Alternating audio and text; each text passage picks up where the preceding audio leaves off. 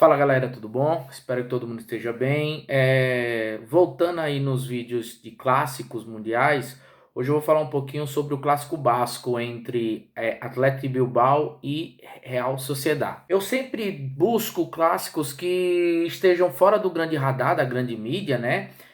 Já fiz sobre Celtic Rangers, tudo bem que esse é mais famoso, mas é um clássico aí que entra muito em debate se ele é um dos maiores clássicos, porque falta a questão da competitividade. Esses grandes clubes escoceses, eles não fazem mais parte da elite do futebol europeu.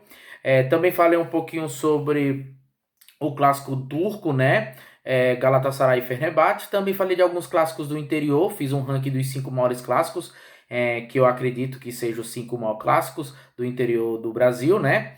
E hoje eu vou trazer o derby ali, o derby basco, né? Ou derby vasco, que é a língua ali do povo basco, né? Antes de falar do clássico em si, eu vou sempre trazer questões geopolíticas, né?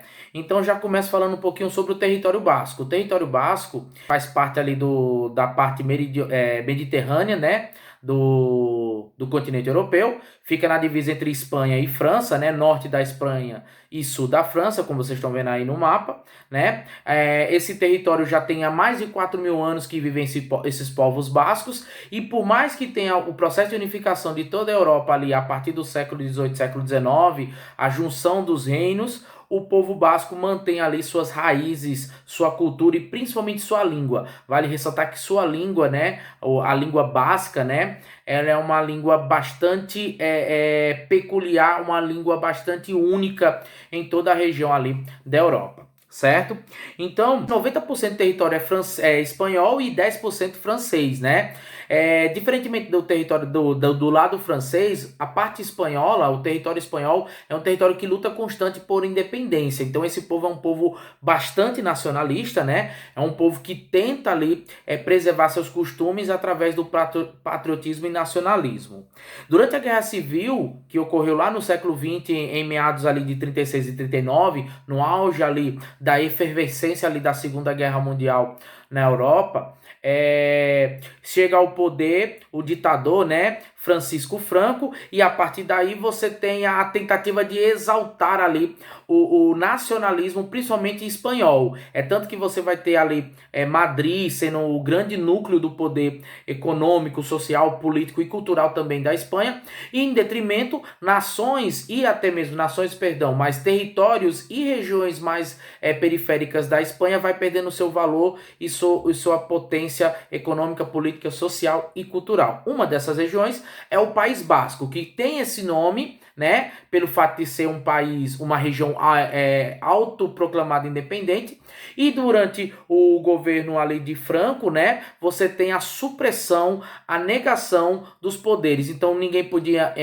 carregar bandeira basca, ninguém poderia falar a língua basca, que seria perseguido e possivelmente preso pelo regime ali de Franco. Então o povo basco lutou contra todo esse período ditatorial, né, de Francisco Franco, que vai culminar lá em 76 um jogo entre Atlético de Bilbao e Real Sociedad, que vai será um marco inicial ali da derrocada do sentimento ali franquista, né, que durou praticamente ali do grande parte ali do século XX na Espanha.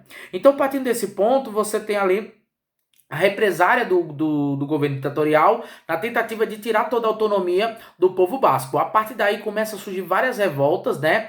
Entre elas o surgimento lá em 1959, do ETA, né? Um dos maiores grupos terroristas ali, separatistas da Europa, ETA, IRA.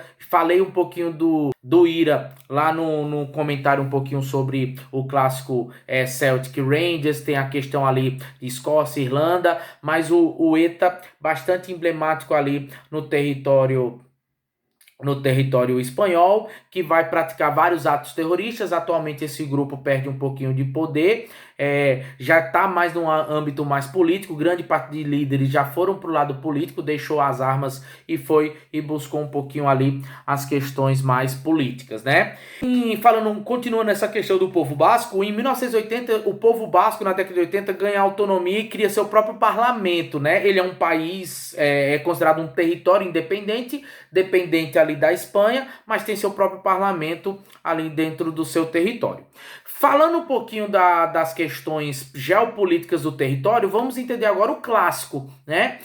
Que é um clássico que não é um dos mais famosos, né? Ele fica atrás ali de Real Madrid e Atlético Madrid, Barcelona e Espanyol, até mesmo de Betis e Sevilha, os principais clássicos regionais da Espanha, mas ele se encaixa aí em um dos grandes clássicos ali por conta das questões geopolíticas. Vale mencionar que além do povo basco, né, do País Basco, a Catalunha também busca sua independência, né? E por isso que ali você vai ter as tensões quando ocorre o clássico Real Madrid e Barcelona, né? Porque vai além ali das quatro linhas também.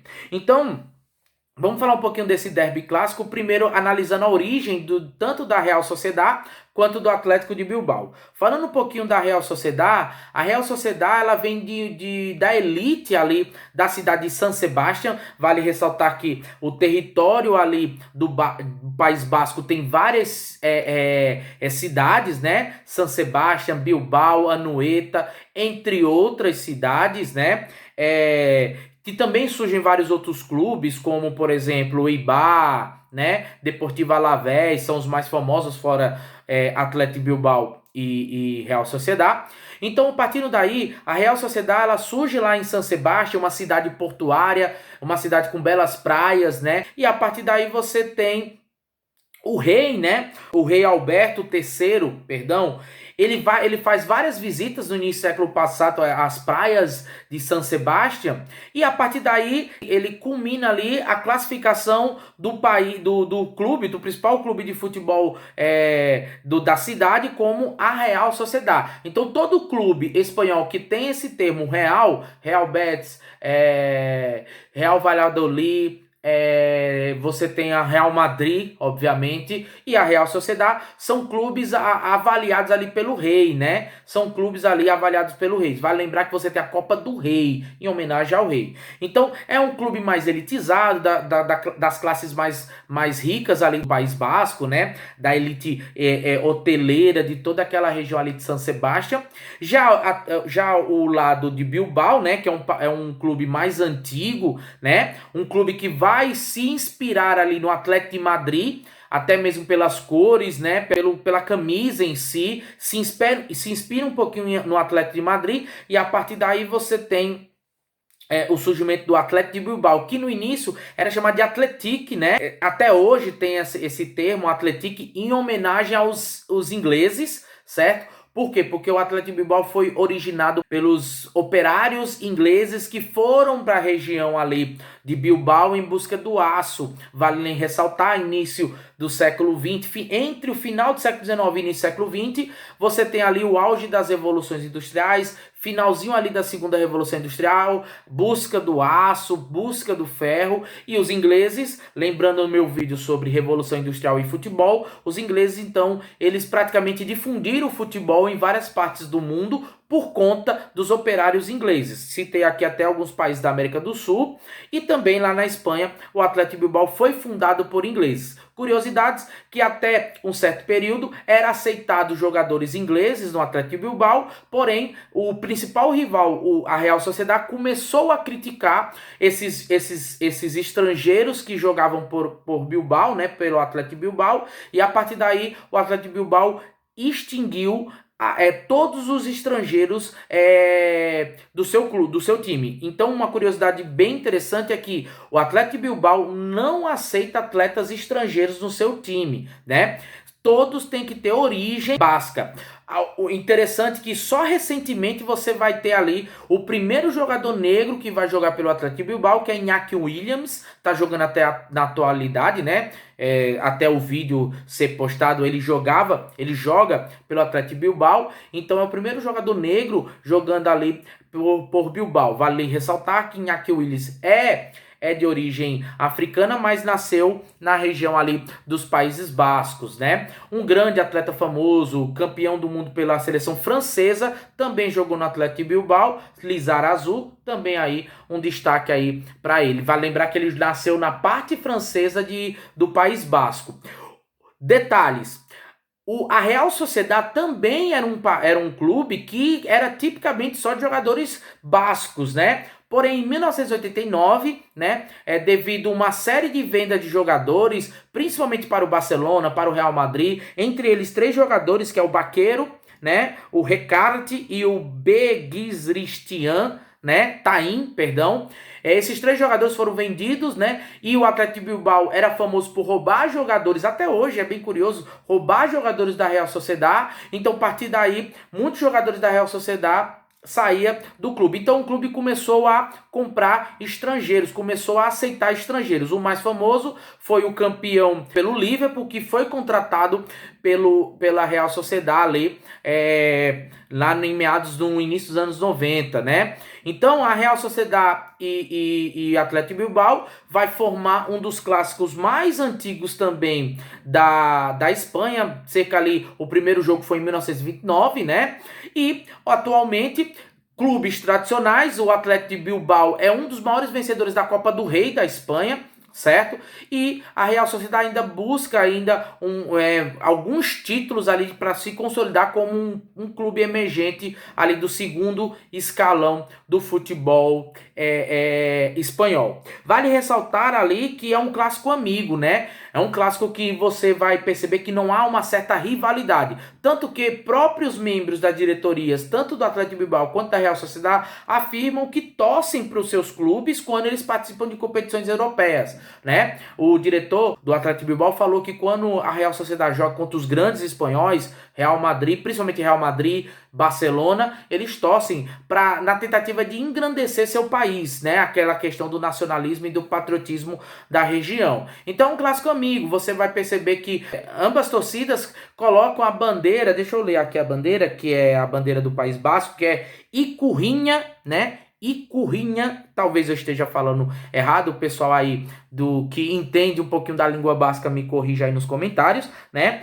E em 1976 ocorre uma coisa bastante importante que vai desafiar o regime militar de Franco. Tudo bem que Franco já tinha morrido meses antes, porém ali ainda existia o regime, ainda estava no declínio do regime, numa transição, mas foi importante ali para mostrar para o povo espanhol que os bascos nunca mais iam baixar a cabeça para a capital, por exemplo, e para outros países, né? No início, do clássico entre Athletic Bilbao e Real Sociedad, no antigo estádio da Real Sociedad, em 1976, eles entraram com a bandeira do País Basco. Isso foi muito emblemático, eu vou mostrar a imagem para vocês aí, certo? E isso marcou ali o início do aumento do nacionalismo por parte do povo basco. Curiosidades que, devido ao forte aparato policial, foi muito difícil os atletas, o idealizador foi um jogador chamado o Reserva, né? O Reserva Uranga, ele foi responsável pela a irmã dele, que confeccionou a bandeira e colocou dentro das roupas do material esportivo do atleta e fez com que ele conseguisse entrar e passar pela forte revista dos policiais que revistavam até os jogadores. E foi a partir daí que ele convenceu tanto atletas do Athletic Bilbao quanto os atletas da Real Sociedad a entrarem aí no estádio. Então, gente, é um clássico interessante, é uma história interessante que envolve ali política, de regime militar, ditadura militar, né? Que houve na Europa, né, um período militar de Franco, que acredita-se que durante esse período do franquismo, né, foi a partir daí que o Real Madrid se transforma numa grande potência no mundo. Se vocês quiserem eu falo um pouquinho mais sobre isso, né, o envolvimento do Real Madrid como como uso da força do regime franquista para o mundo, né? Nesse período, o Real Madrid conquista várias Champions League, várias Ligas Europa, Copa da Europa na época.